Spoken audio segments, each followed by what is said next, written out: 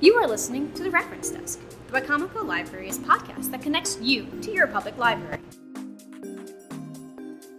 Welcome to a very special Reference Desk. This month, we're going to be exploring the differences and similarities between two of the most well-loved and popular sci-fi franchises of all time, at least in the US, in the last 50 years.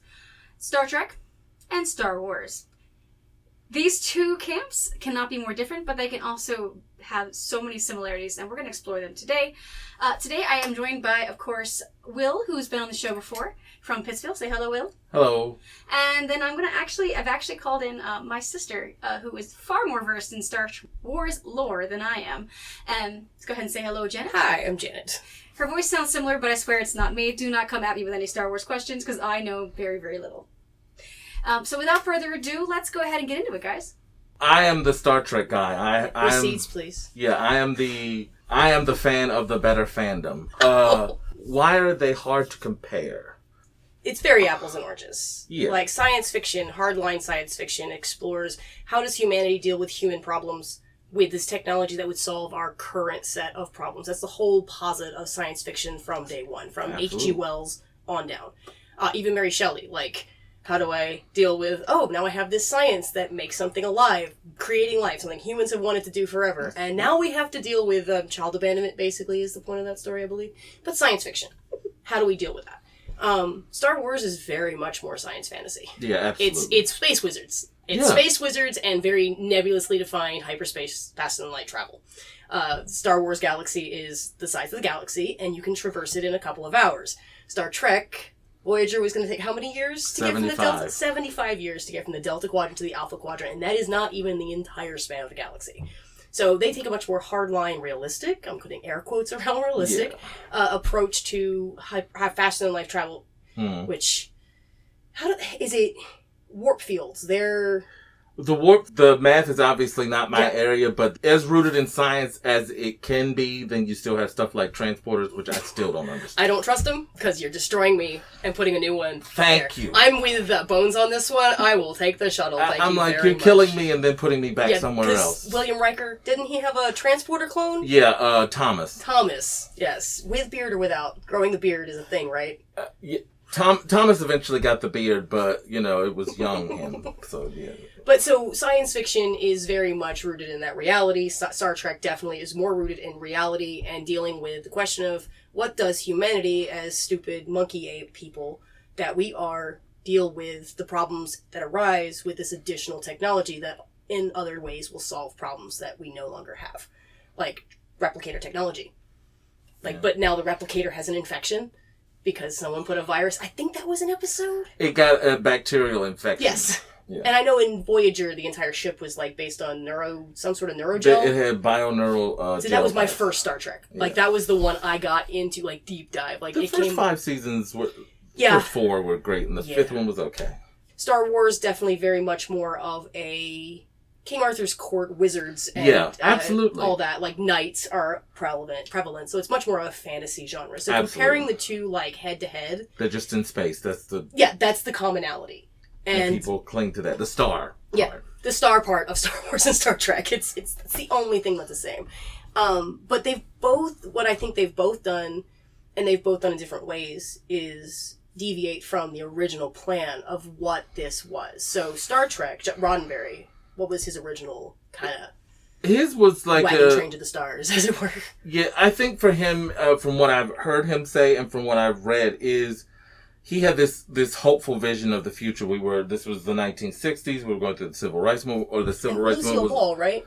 Was involved heavily in the making of it? Yeah, it was Desilu Studios, right. I think, where it was recorded. We're at the trailing edge of the Civil Rights Movement, and he wanted to, look to the future, what this looks like 100 years on, how we've made this manifest, this idea of us, as one people, and finding aliens out there, making us even closer as human beings and that sort of thing. Like you said, just how we act in the future, how we live with this technology, how do we become the best versions of ourselves. Yeah, and see, in Star Wars, your time frame in Star Trek is, 200 years? 250?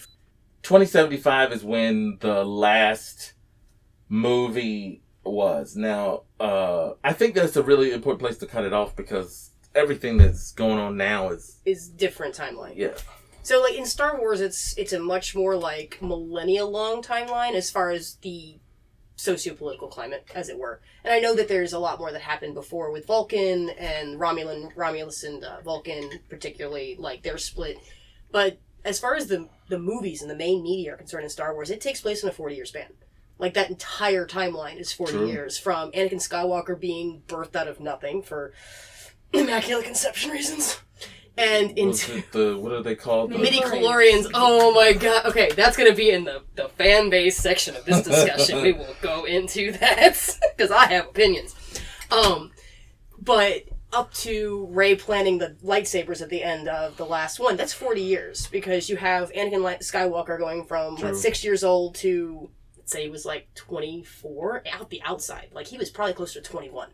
He was a child when he became Darth Vader. How old was Padme? Oh, way too old. Uncomfortably old.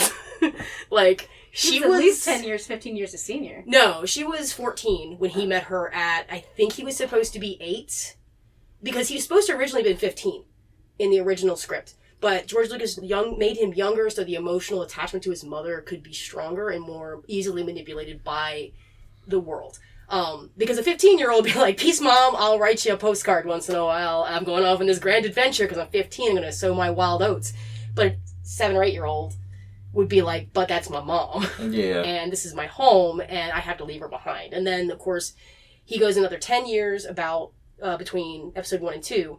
At that point, Pod may be like, 24? Yeah. About. And so he would be 18, she's 24. So the age difference is unsettling in that she knew him as a child, but not so much where it's like, okay, 5 or 6 years is not as icky. It's a little Call Me By Your Name, but right. So, but that's kind of the whole timeline is so short that everything we work with as far as like the canon, which is a whole different thing, in Star Wars, is within 40 years. I mean, most of us that are hitting 40 years, that are as old as this franchise are, we're like, that's not that much time for all of this stuff to have happened. Yeah, because the time frame for what's the interesting parts, like the actual action of Star Trek, how much time would you say, like, from, I don't know, like, I guess it would be the Klingons never joined the Federation, right? Not as yet. I mean, eventually probably they do, but not as yet. Like, they have not brought up the Klingons in the Discovery, which is set in the 31st century. Did they change their face again? Like, I know in Enterprise they took away the head ridge. That's why I think they have not shown up again, because they're probably Worf is going to show up in, and that's still Michael Dorn. Yeah, and he's going to look like conventional Klingon. So I think that's why they're waffling around on that stuff. Yeah, and that is actually, like, as far as like the fan base, what, like, where's the line? Like, how do they feel about changing? Like, because the Klingons in the original were just kind of swarthy looking with pointed eyebrows and the weird shiny suits, versus then you see them in the Next Gen and it's like, that's a good question. I don't, that actually is really a good, that would be a very good point of comparison as far as looking at how the response to the changes, and I think the changes came from a very good place, because essentially what the Klingons were a bunch of white guys in black. Yes. Oh my gosh, yes. So, and I think they didn't have the makeup and the art and that's the special even, effects. Even in the 90s and the 2000s,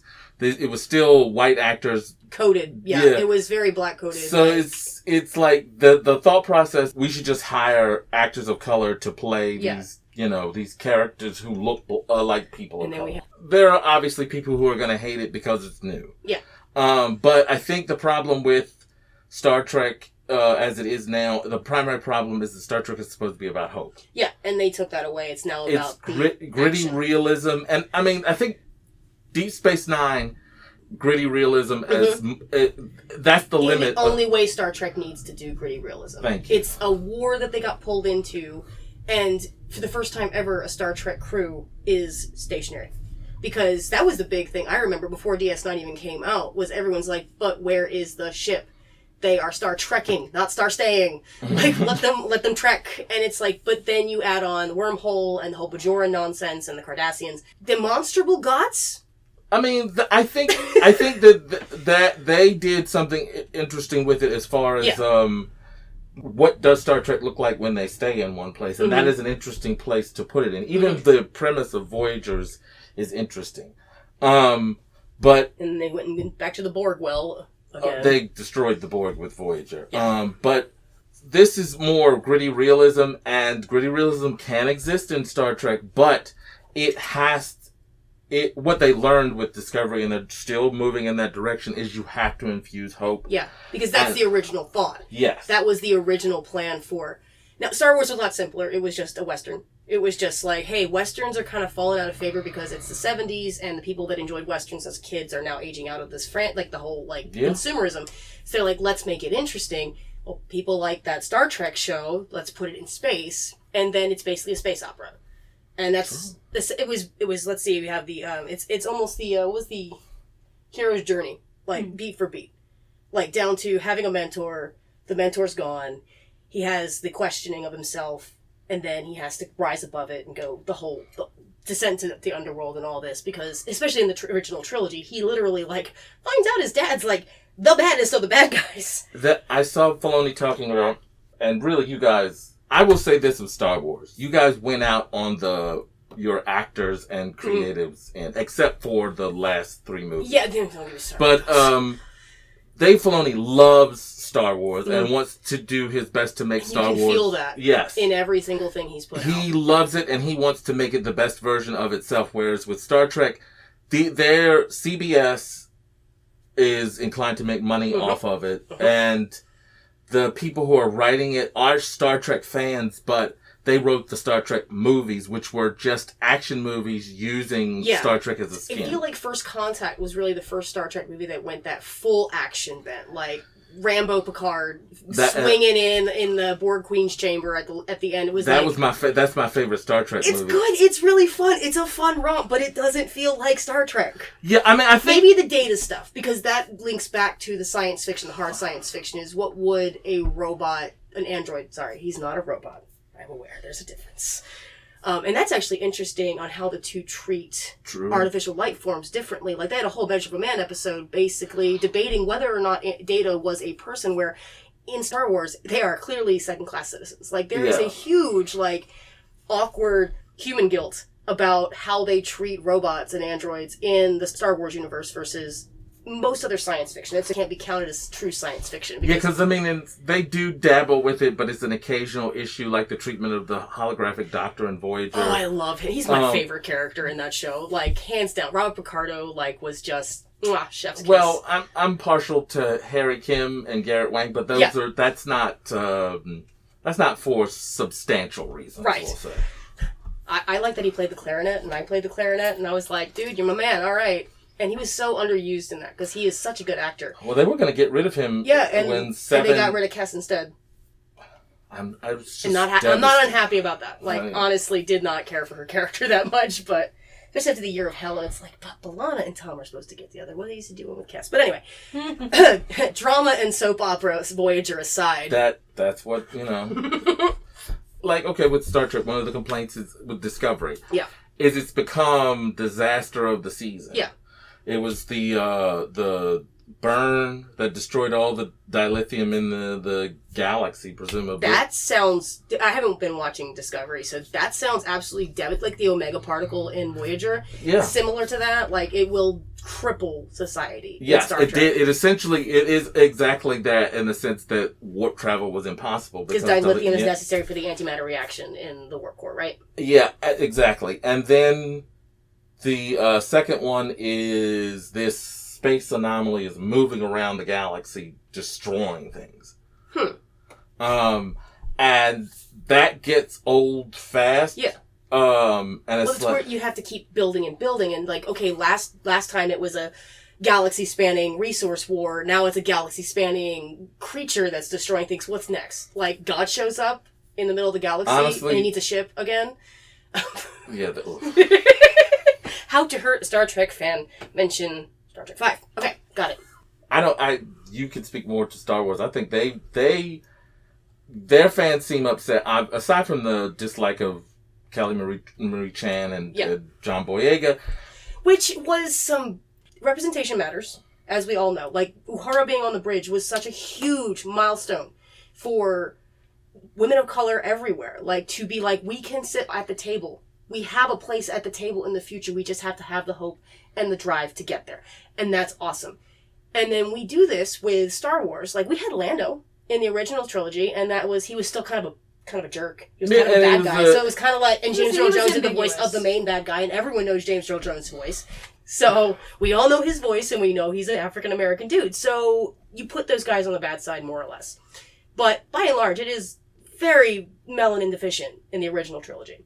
So the prequels come out, and it's still pretty whitewashed, like, by and large. And then there was the issue with the Gungans, or was... The Gungans being very much that, almost, Pickaninny coded. Yeah, it was... Like, not even black coded, like, it was like Jamaican-ish. Yeah. I don't... And then the Trade Federation. They were the Nemoidians. Yeah. And they were originally supposed to be, like, they were in the Attack of the Clones with the bug people, the Geonosians. That's what they were originally supposed to look like.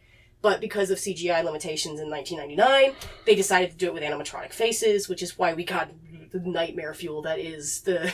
And the little floating bug man that ran the races. And oh, yeah, Tordarians. They are actually related to the Hutts, interestingly enough. The face you just gave me. I know, it's...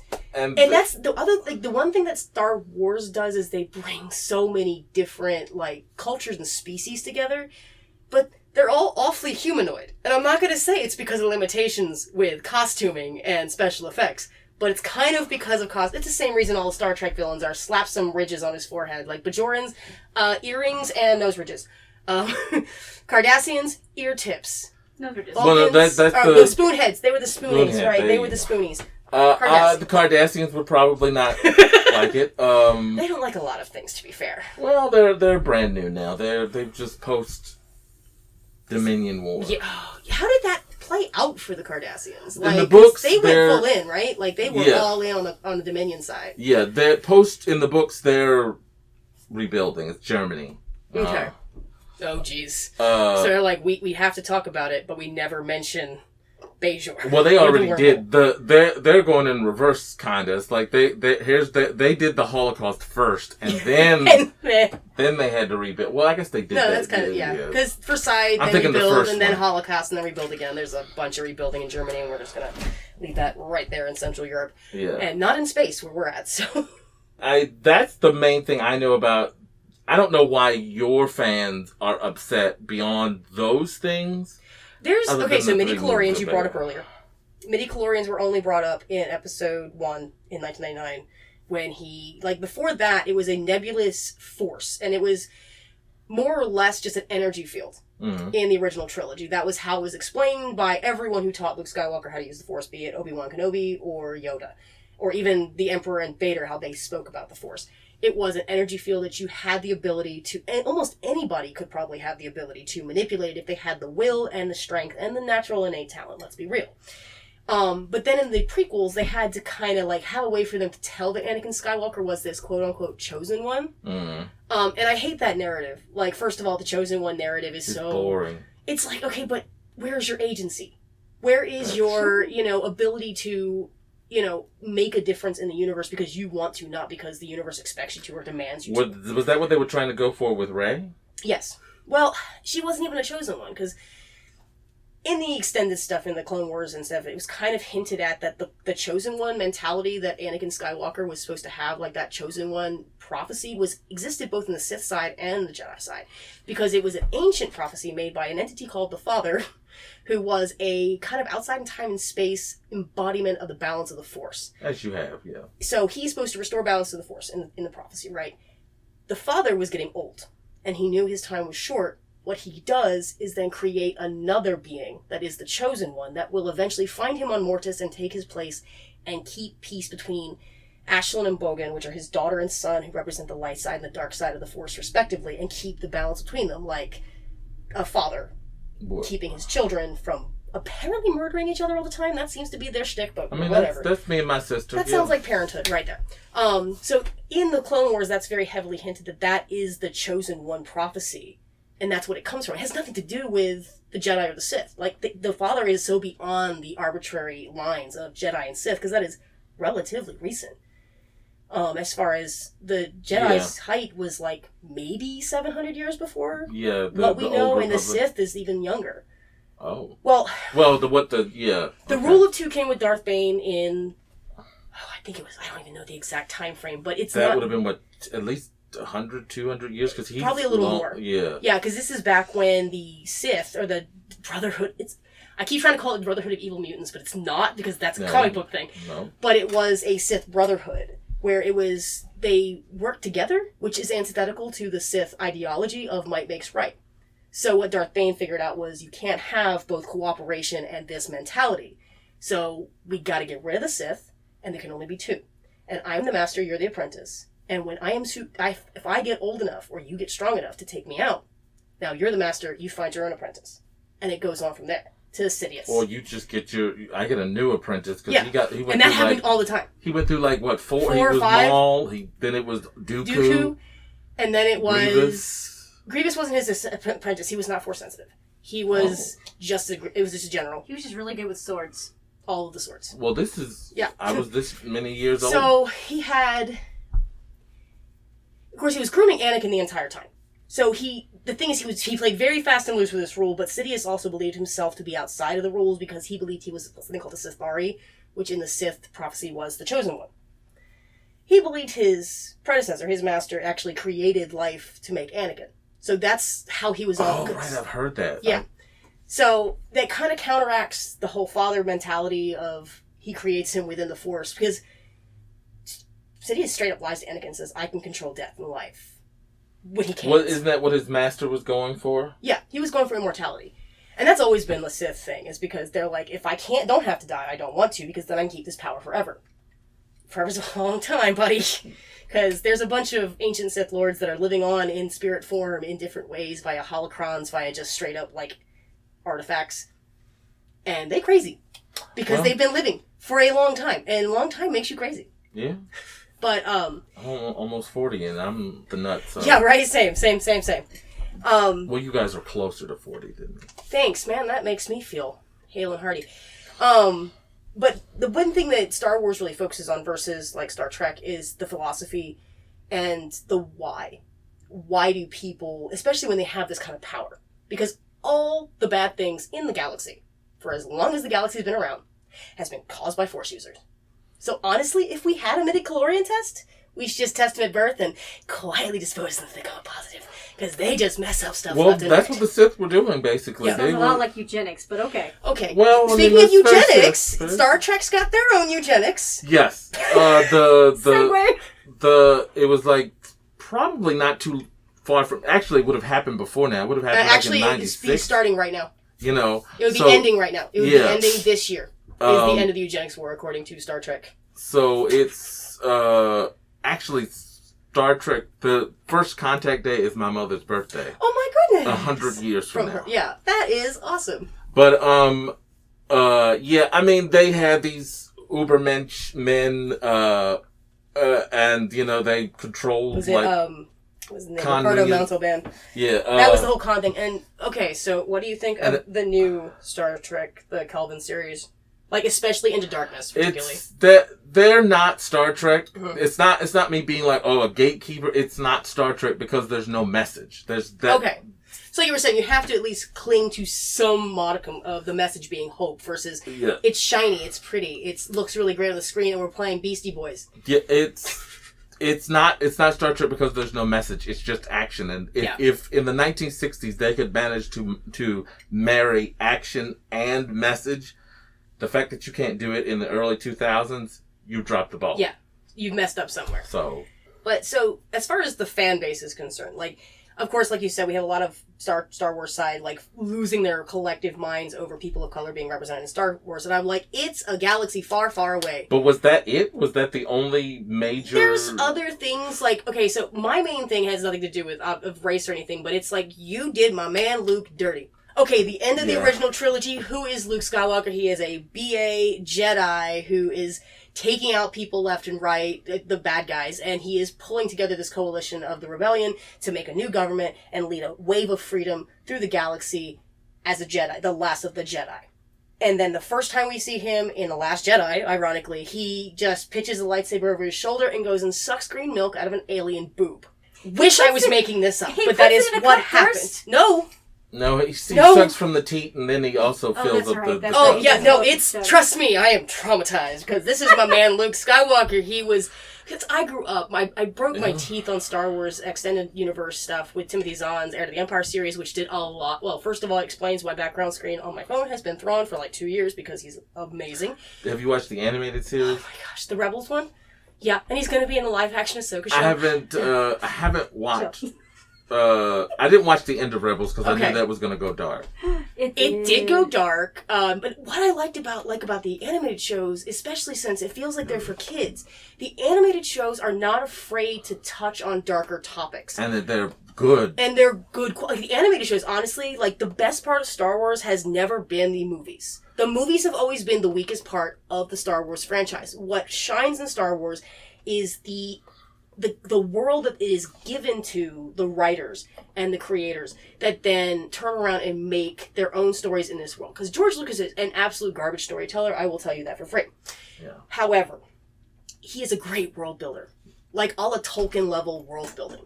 He understands that, like, the entire story from beginning to end has been a guidebook on detecting and destroying fascism. And I'm sorry, but right now, we kind of need that.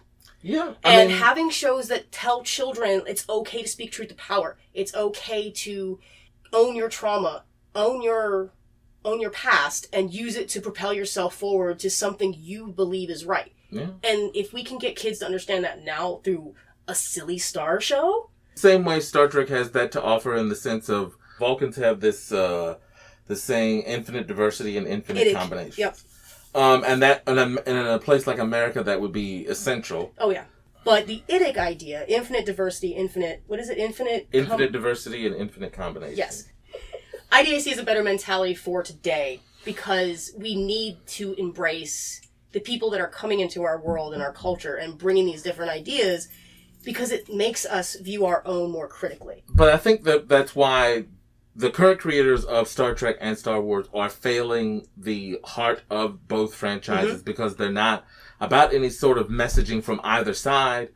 It's just action. You know, Disney is interested in making money off of stuff. Yeah, absolutely. For Star Trek, it's CBS's tentpole, so they're about making whatever they can. Yeah. And if it happens to be good, well, it's a win. It's icing. You were saying the movies, they absolutely have lost the thread. Like, they're absolutely just, here's action, here is us throwing Star Destroyers into each other, and I don't need to see that. That doesn't tell me a message, but the shows are what is doing it right. For instance, I will die on this hill, but Andor is probably the best Star Wars show out. No, my friend told me to watch that. My uncle loves Obi-Wan Kenobi. The Kenobi show was okay. It was a little bit dry for me, a little slow, and it dealt a lot more with his emotional journey into this feeling of helplessness, and all of us have been there. And that's why I think the message exists in these shows so well. Mandalorian less so, Book of Boba Fett even less. I haven't seen that one. Mandalorian's Put it on your list, but if you had to watch 2 shows, I would recommend Obi-Wan Kenobi and Andor before those 2, just because they're fun. Don't get me wrong, Mandalorian is a ride. It is great. Yeah, it's fun. But ultimately, the only message it really brings is your family is what you create of it. And you don't have to be bound by, like... Well, the gays know that anyway. Exactly, so it's nothing new. But in Obi-Wan Kenobi is how do you deal with suddenly losing... It's grief. It's all about grief.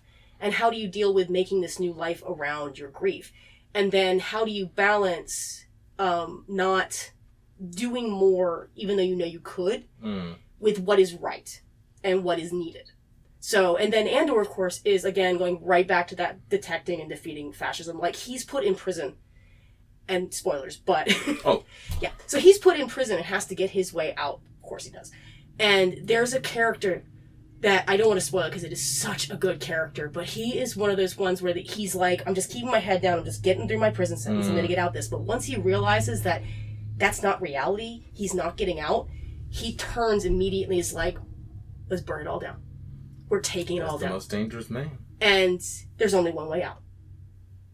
And it's that show is just, like I said, some of the best television out there right now. People have said, and I think Star Wars can do that better than Star Trek because they don't have to be about hope and Star overtly. Wars is a story about people, about individuals going through individual problems, where Star Trek is merely more of a cosmology of what Picard does. He's on the flagship of the Federation. What Picard does impacts the politics and society of a quadrant, versus what Andor does. Him dropping off the face of the galaxy means nothing.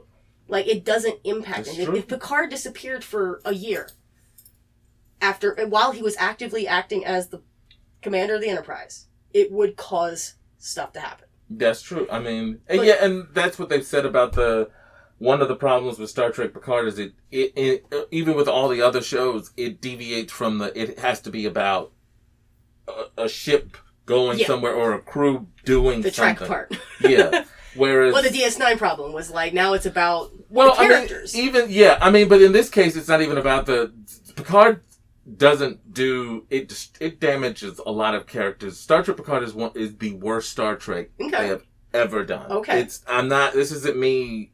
It is not Star Trek. It is worse than the Kelvin movies. Okay.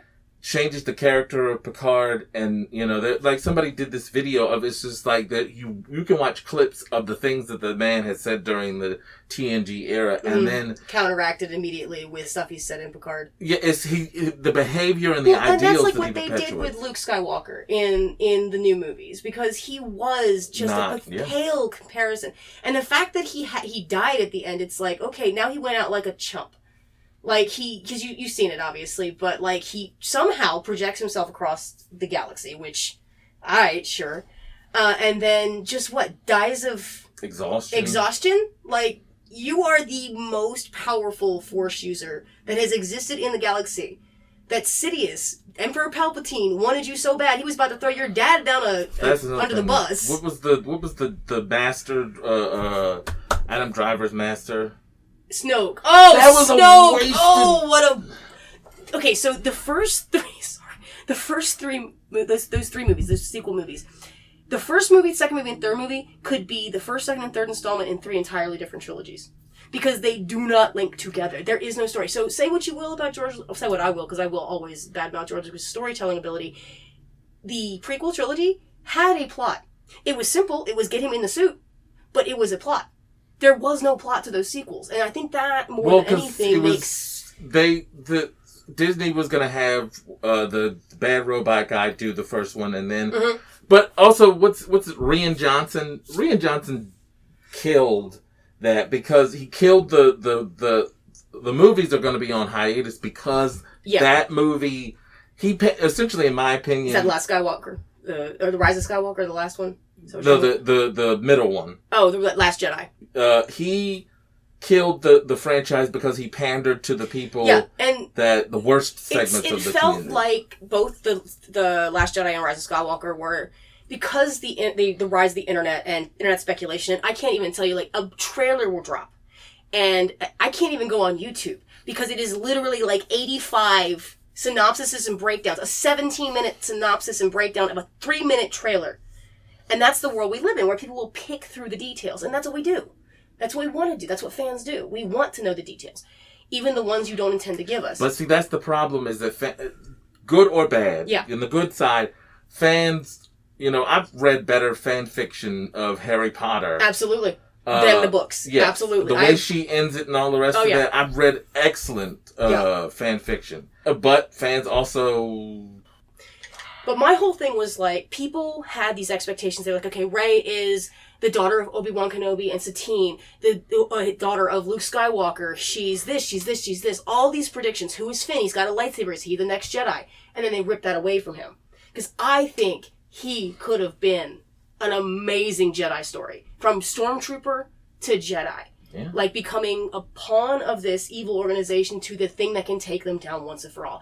And that would have been a glorious story arc that they missed because they wanted to subvert our expectations, and I'm using air quotes because they were so obsessed with subverting our expectations to say, no, you internet people, you don't know what you're talking about. But they didn't do anything with these characters. They didn't carry them anywhere. If I'm upset that they added Rose and Finn in, it's because they did absolutely nothing with their characters. Like, what, she almost dies in The Last Jedi, and then you see her in, like, 5 scenes, in useless scenes, and that whole plot went nowhere.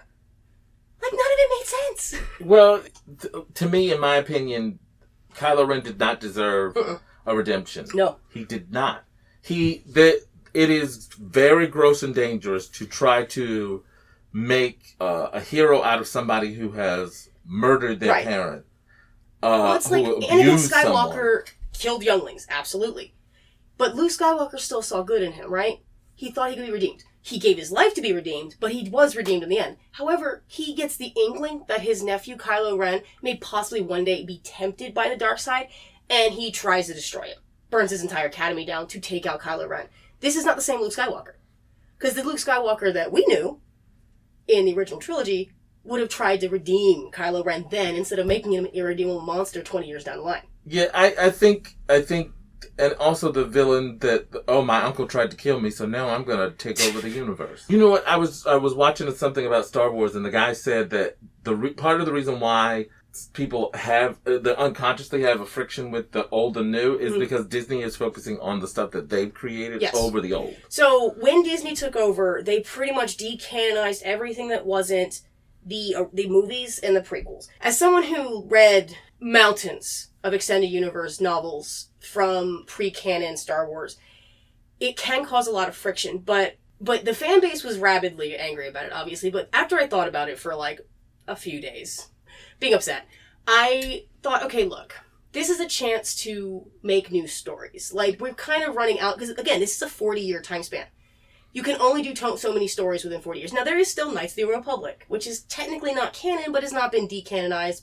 You guys Mark Hamill is a delightful human being. We do have the Joker. Even Harrison Ford is like, don't talk to me about Star Wars. I don't care, but he's not. Yeah, I mean, but and Carrie Fisher was Space Mom. Yes, she's wonderful. We have Bill Shatner. I'm sorry. You know, he's just become a grumpy, old, hateful somebody. But he is. Isn't that everybody's grandpa though? Yeah. But Mark Hamill could be somebody's grandpa, and he is, like, on Twitter defending people, saying, you know... He's cool, uncle. Oh, and Han and Leia! They broke Han and Leia up! I wanted to see those two kids get together, but it is the princess and the pauper situation, which is like, how do those two worlds collide? They should have killed Leia in the first movie, though.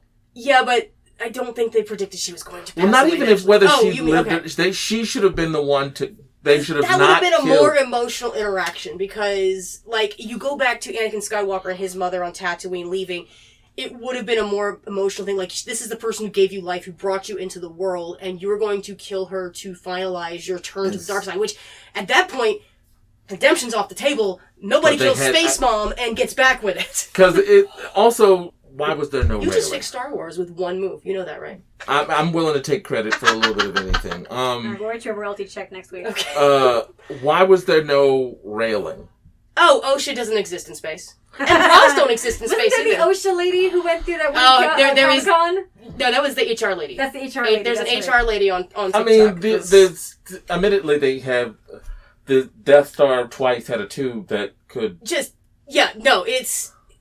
very... Like, there is no ocean in space, and it was built by slave labor, technically. In original canon, Wookiees, slaves built the Death Star. I don't think that's canon anymore, although Wookiee slaves were represented in Rebels. And actually, I think the second episode... Right. They Vaca, who was a slave, which I'm like, why doesn't he owe a life debt to Ezra Bridger then? We're just gonna gloss over that, and he owes a life debt to Han Solo because of a shower fight? I hated that movie, by the way. Solo was awful. I love both of the anthology ones. I love them way more than... Yeah. Okay, it's a character study. Yeah, this is what you wanted. You signed on for this. Okay, so you like Solo, and what was the other one? Was Rogue One? Rogue One was phenomenal. Rogue One was is good. Just one of the Solo's not the guy who plays Solo is not really Han Solo. He's Donald Glover as Lando Calrissian. That's perfect casting. That should have been his movie. Great. Oh yeah, that's not Han Solo. Or maybe you could argue that it was a Han Solo was probably before. the weakest character in that entire movie. Yes, he was. Even what's her Emilia Clarke wasn't terrible. The little tease of Maul at the end was like, okay, but give me more. I wanted a second one, but I didn't want more Solo. I wanted a second one with Lando and Maul. Sometimes less is more. Yes, show don't tell. Yes, don't let us imagine what got him here, why he's this guy. Because it's like they asked the questions no one really asked and made a big deal of the answer. But it was a great heist movie. Like if you were sit down and watch this like outside of the Star Wars context, and just said this is a heist movie like Ocean's 11 or An Italian Job. Picard does not. He shows none of that weight of the man that is created in the series that fought an entire episode for Data's humanity. Basically, it's just that part he did. It was so awful. It made the Federation seem. The Federation gave up on the Romulans because the Kelvin movie set the precedent that Romulus was destroyed in a supernova, which does not make sense. That takes place within the Kelvin universe. No, it takes place in this universe, which universe, what they should do is say that it does take place in the Kelvin universe. And then you could actually get away with a lot more of this fuzzy stuff. But hey, you just fixed Star Trek too. You're just fixing stuff all over the place today. I'm telling you, I should get paid the big bucks. But it's not. This is just not Star Trek. It destroys Star Trek lore, murders people left and right. As far as the fan base is concerned, what's the general consensus with Picard? Like, is it new fans coming on, latching onto Picard for the action, or are the old fans just like... They canceled. This is the last season of Picard. Okay. I'm guessing that they were like... And maybe it just got as much traction as it did because of Patrick Stewart's clout as an actor. Okay, I watched it because I loved him, and I got one and a half episodes into the second season, and I said, this dog won't hunt. It's similar with Star Wars. Like, it only got all three of its trilogy movies because it had the clout of being Star Wars. Where it was, this is a function. It's always a trilogy. We have to have three movies, no matter how bad they are. We have to have Patrick Stewart. That away. Yep. It was not worth the film it was filmed on in some places, but. Ultimately, like I said, even Picard, it gives you talking points and ways to make it better. Same thing with Star Wars. All these, even things that are subpar, things that we don't always appreciate as fans. Ultimately, it gives us something to work on. And if nothing else, shows us, this is what you don't do. Yeah. Versus that. And that's, I think, like I said, it's apples and oranges with Star Trek to Star Wars. But ultimately, it kind of brings the fan base kind of to the same full circle. Like, we have this ideal, what we want it to be. We see it succeed, we see it fail in various different ways. Ultimately, that just gives us more inspiration to create this world as we want to see it. And that's what the fan base does for both. What you said was, like you said, the creator of Star Wars was terrible at storytelling. But he at least had a plan. That we know what it looks like when it hits. And that's true with Star Wars and Star Trek. It's not... there's legitimate complaints about both. It's not just that I don't like Picard. This is what Star Trek looks like. This is what the creator of Star Trek made. Yeah. And this is what this is. And it does not even bear a fresh fart's resemblance. Well, and that's like I said, like Luke Skywalker in the sequels. Nothing like a fresh fart resemblance to the Luke Skywalker in Return of the Jedi. And that's... basically, like you said, it gives us, like, a comparison. It gives us, we have to have that base. And ultimately, as long as we can still go back to that well and go back to that base to get our inspiration and make it better, I think the franchises will continue to give us entertainment for years. And that's the reason it's able to do that, is because people are willing to completely tear it down and start over. Even if Kelvin was a disaster, someone was willing to go in there and tear it down and start it over again. I think Kelvin would have been fine. I don't really have a problem with a reimagining of the thing. I would love to see a Next Generation Kelvin. Well, thanks for joining us for that enlightening conversation about the differences and similarities and breakdowns of a lot of the Star Wars and Star Trek fandom. I hope you enjoyed that and got a lot of information out of it, more than you probably wanted.